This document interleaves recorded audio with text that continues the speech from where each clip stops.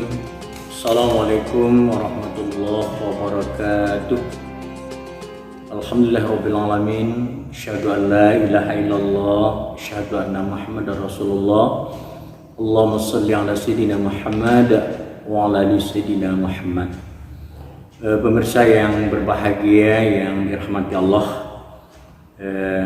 sekali lagi kita tidak bosan-bosannya mengucapkan puji dan syukur kehadirat Allah Subhanahu wa taala dan berselawat kepada Nabi kita Nabi Muhammad sallallahu alaihi wasallam. Baru saja kita menyampaikan tugas-tugas daripada petugas kloter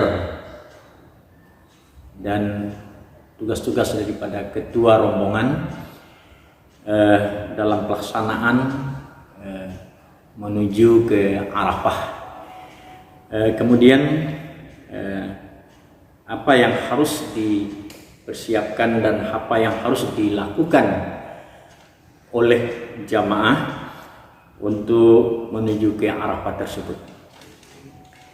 Setelah jamaah mendapat informasi daripada seluruh petugas kloter maupun ketua-ketua rombongan, pada malam harinya tanggal 7 dan besoknya tanggal 8 itu jamaah diperintahkan atau disarankan oleh ketua kloter atau pembimbing ibadah dan ketua rombongan dan ketua regu untuk mempersiapkan barang-barang bawaan.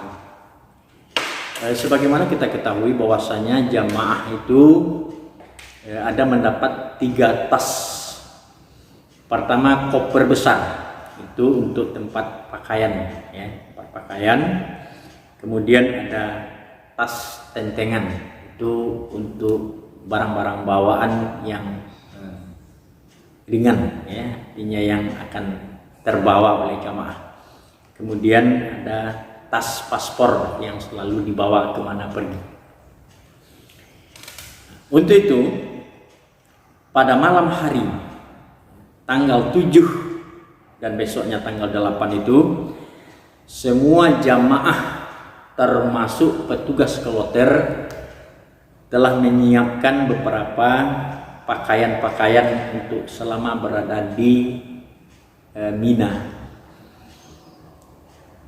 Di antaranya mungkin pakaian celana agak 2 setel, dan bagi ibu-ibu untuk kepentingan selama 3 hari itu sudah termasuk aksesorisnya sekalian.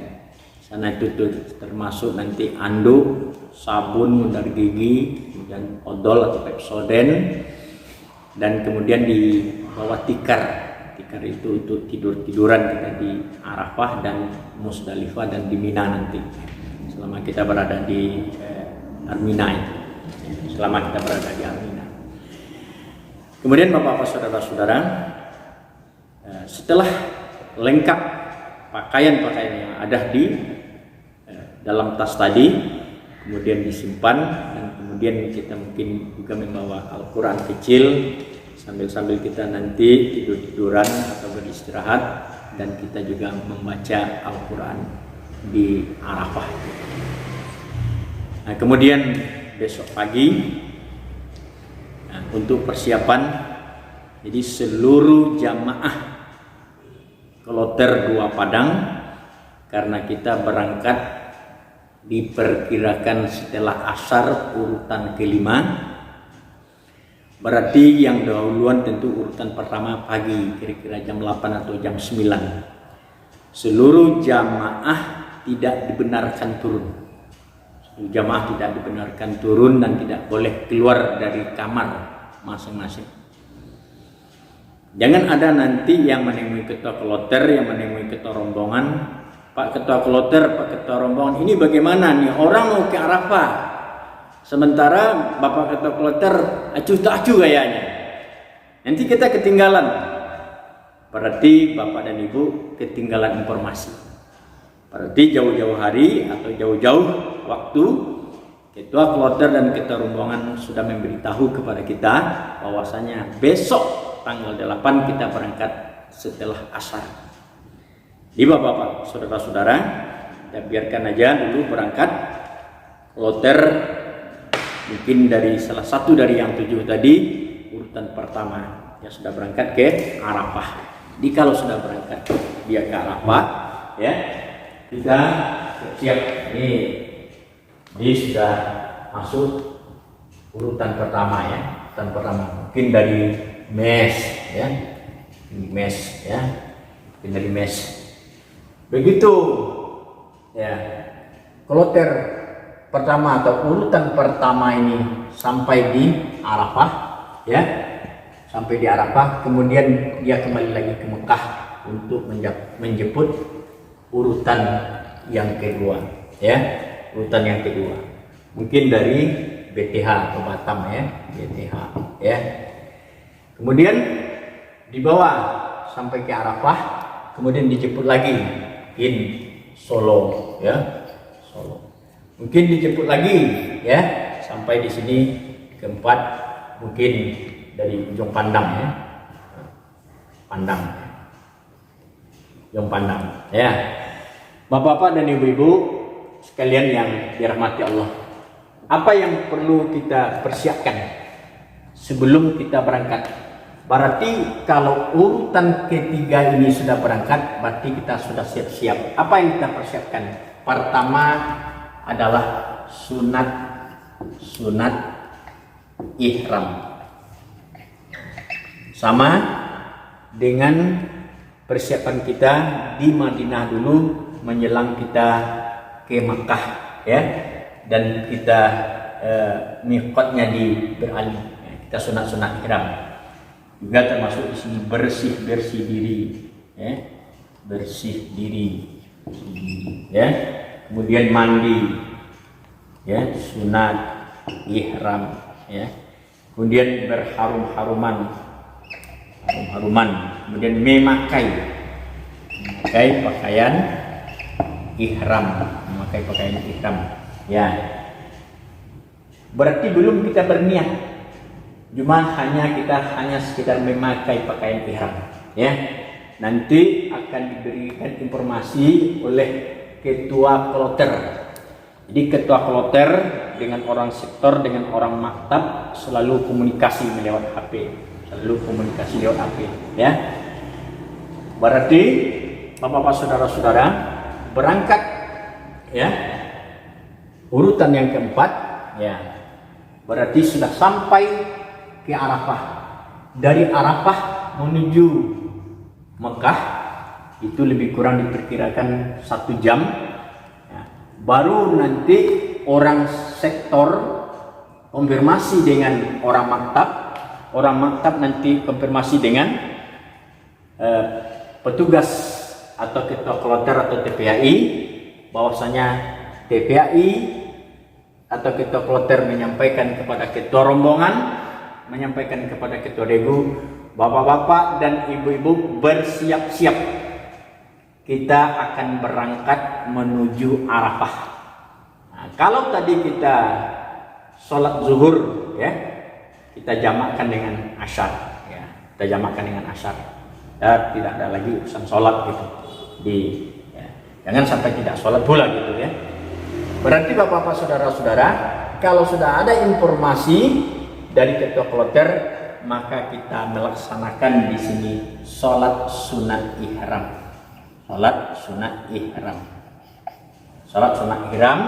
Di mana kita laksanakan? Di hotel, di maktab atau di tempat kita tinggal. Tapi yang diutamakan adalah masjid-masjid yang terdekat di hotel kita itu, ya.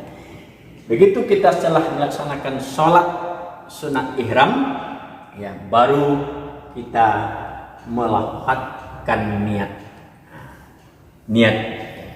melafadzkan niat. Apa niatnya?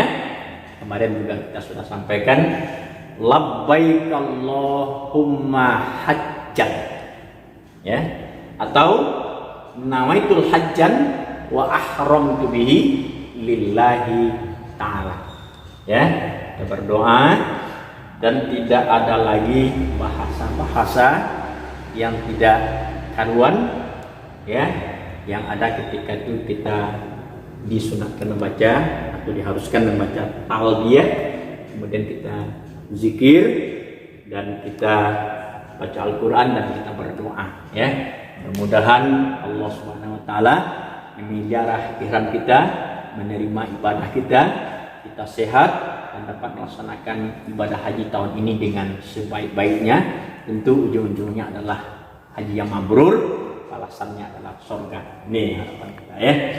Berarti tidak lama waktu berselang, mobil sudah sampai di depan hotel.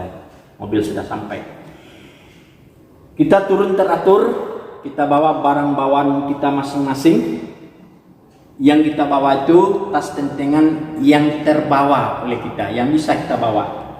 Jangan nanti kita bawa berat-berat. Ini kita rombongkan, ini ada untuk membawakan barang-barang saya, tidak bisa. Ini kita kloter kan ada, tidak bisa, ya. Karena kita sama di sana itu adalah sama-sama jemaah dan kita tidak ada lagi untuk perintah-perintah di sana. Siapapun orangnya, apapun pangkatan, apapun jabatannya, siapapun orangnya, ketika itu tidak ada lagi, ya.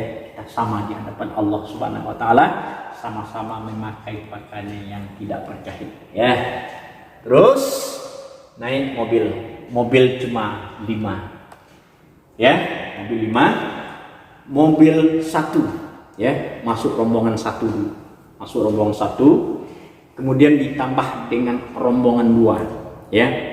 Mungkin sudah 60, sudah 65, mungkin mencapai 70. Mungkin ada yang berdiri, mungkin ada yang duduk di atas lantainya dibentangkan nanti kardus atau mungkin tikar yang kita bawa itu kita bentangkan di situ, ya.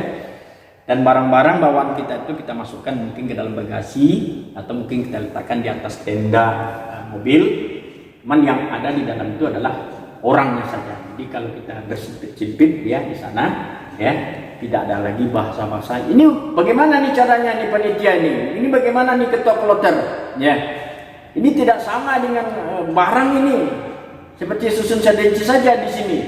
Jadi tidak ada lagi bahasa-bahasa itu karena kita sudah berniat, ya, kan? Kita sudah berniat. Jangan kita rusak ihram kita, ya. Kemudian masuk rombongan 2. Rombongan 2 mungkin tinggal 20 atau 30 masuk rombongan 2. Ditambah dengan rombongan 3 dan begitu seterusnya. Sampai mobil itu penuh, ya. Selama dalam perjalanan kita membaca talbiyah dari Mekah sampai ke Arafah yang jaraknya lebih kurang 21 kilo. Mungkin 1,5 jam atau 1 jam nanti kita sampai di Arafah, ya. Sampai kita di Arafah. Begitu sampai kita di Arafah, kita lihat maktab kita, maktab berapa tadi? Maktab 18. Maka turun kita di maktab 18. Turun kita dengan tertib dan kita masuk tenda. Di mana tenda tadi sudah diatur oleh ketua rombongan sebelum berangkat ke Arafah kemarin waktu survei. Setelah diatur, walaupun dia terlambat beberapa jam kemudian dia tidak apa-apa karena tempatnya sudah diatur. Ya, apa kata rombongan 1 di sini? Rombongan 1.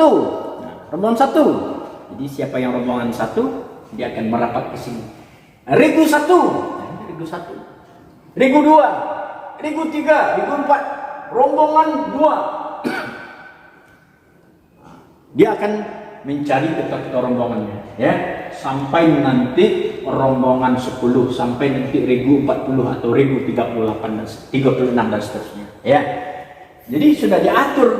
Jadi kalau tidak diatur tuh mungkin saja nanti dia menempati tempat yang sesukanya. Di tas tentengan itu masing-masing regu ditaruh, ya.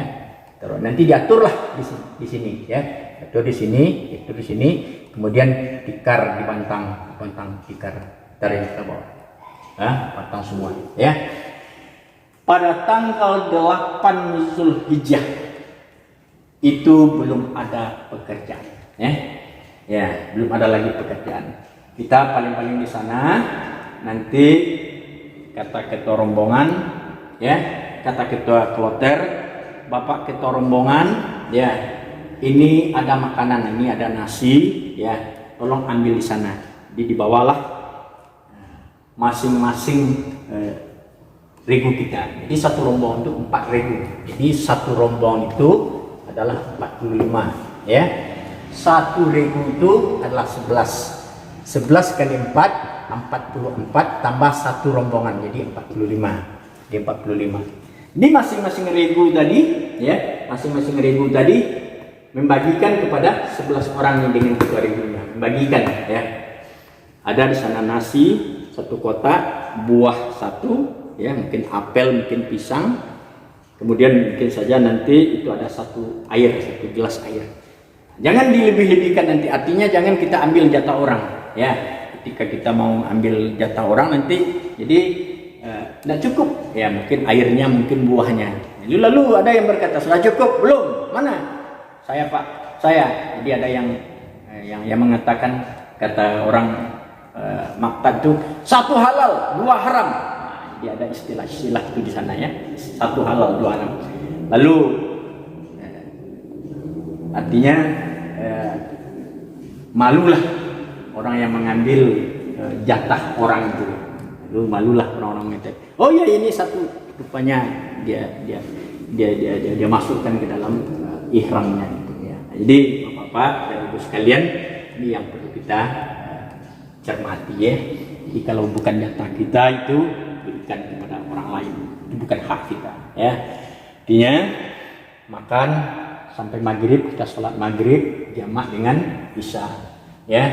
Dan kita nanti di Arafah itu, ya, itu kita baca Al-Quran, kita berdoa, dan tolong ingat bahwasanya Bapak Ibu sedang berihram.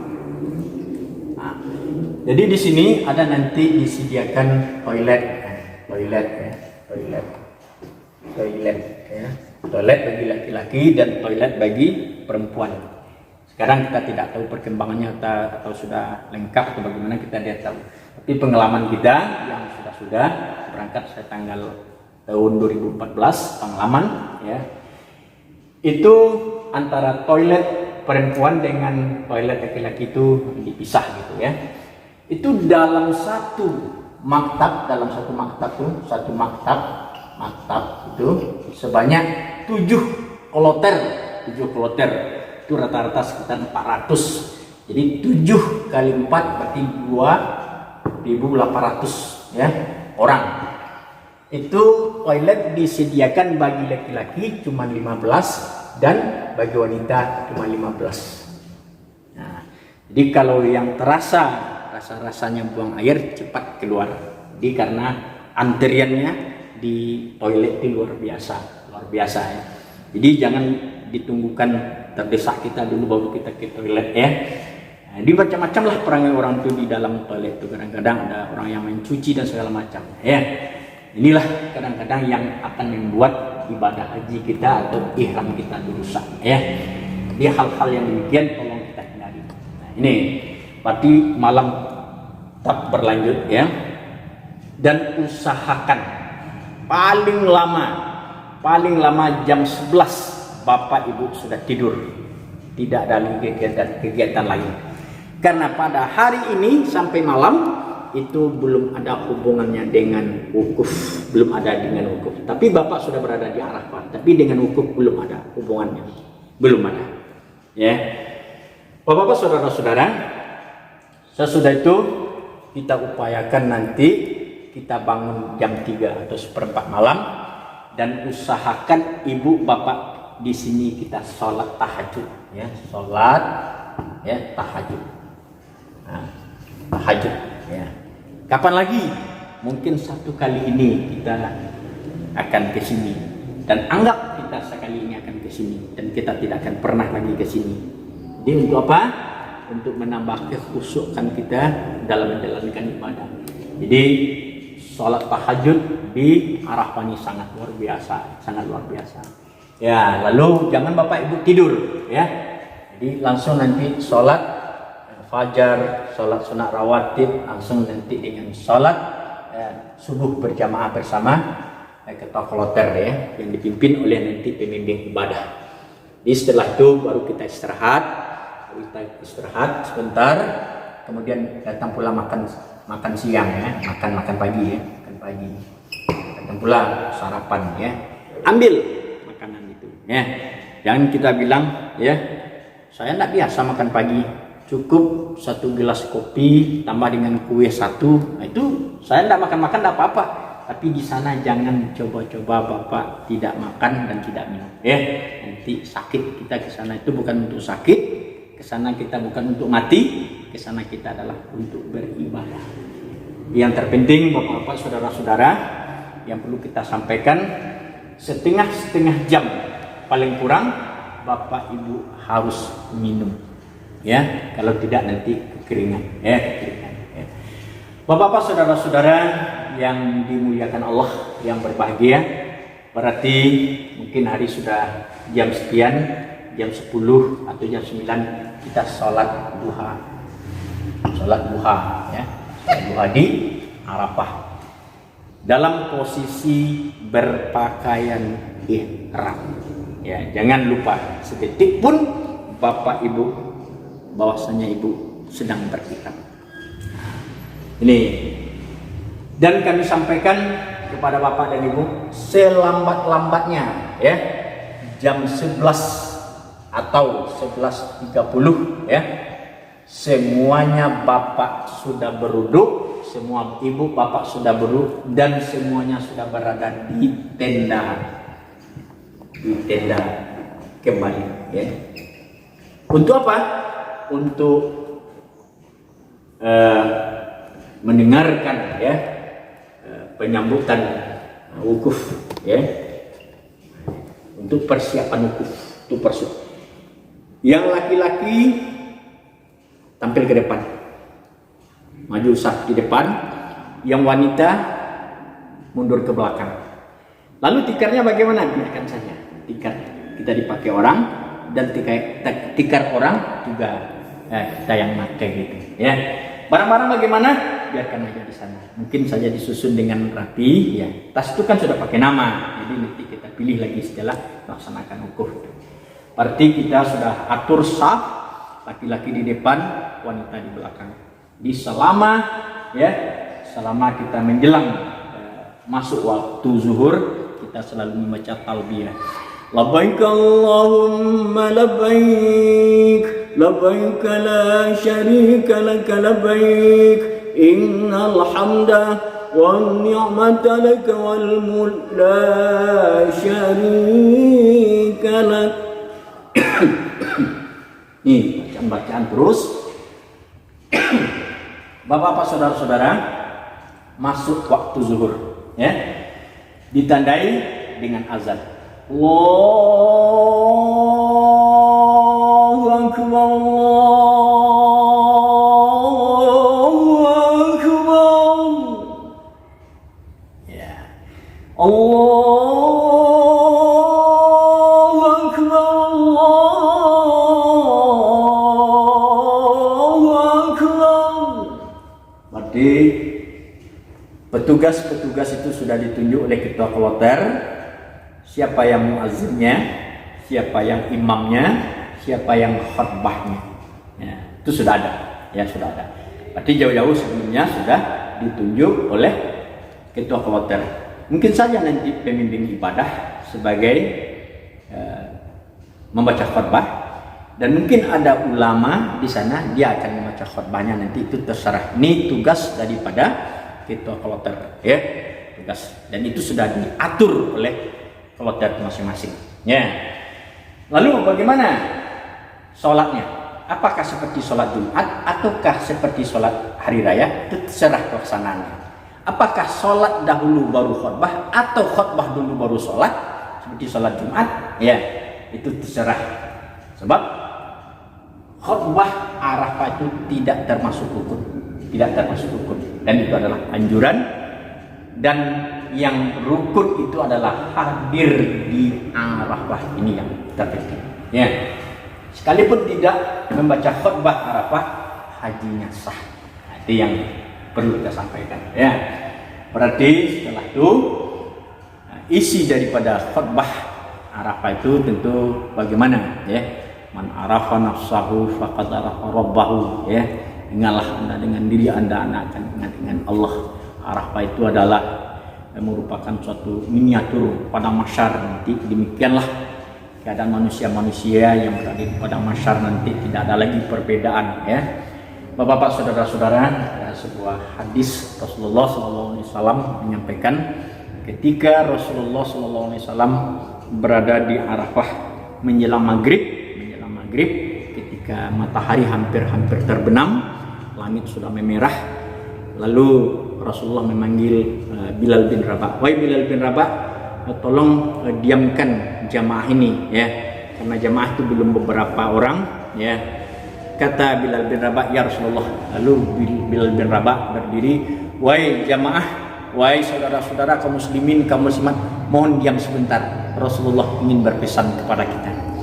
Ketika itu jamaah diam semuanya, tidak ada yang berbicara. Andaikan terjatuh penjahit ketika itu mungkin kedengaran. Bilal bin Rabah duduk, Rasulullah berdiri. Apa kata Rasulullah? Wahai saudara-saudaraku kaum muslimin, kaum muslimat, baru sebentar ini dari Allah Azza wa Jalla, malaikat Jibril turun kepadaku bahwasanya orang yang hadir di Arafah pada tanggal 9 Zulhijjah, Allah telah mengampuni segala dosa-dosanya. Lalu berdiri Umar bin Khattab radhiyallahu anhu. Wahai Rasulullah, apakah dosa-dosa kami saja yang diampuni oleh Allah Rasul? Wahai Umar, tidak. Dosa-dosa kalian sampai nanti hari kiamat, orang yang hadir di Arafah pada tanggal 9 Zulhijjah, Allah telah ampuni semua dosa-dosanya. Apa kata Umar bin Khattab? Subhanallah, kata Umar bin Khattab, alangkah pemurahnya Allah, satu kali aja hadir di Arafah habis segala dosa-dosa. Tapi dosa siapa? Orang-orang yang selalu membaca dosa-dosanya, orang-orang yang selalu mengatai dirinya, mempergunjingkan dirinya, menyampaikan segala kesalahan-kesalahan dia bertelanjang di hadapan Allah. Inilah orang-orang nanti yang akan mendapat ampunan Allah itu. Inilah yang dikatakan dengan haji yang mabrur. Setelah dia pulang dari tanah suci, sesampainya dia di tanah air nanti dia berubah, ya, mampu dia merubah dirinya kepada yang lebih baik. Bapak-bapak, saudara-saudara, jamaah yang dirahmati Allah, mungkin itu saja dulu yang bisa kita sampaikan. Nanti kita lanjutkan sesi berikutnya. Terima kasih. Assalamualaikum warahmatullahi wabarakatuh.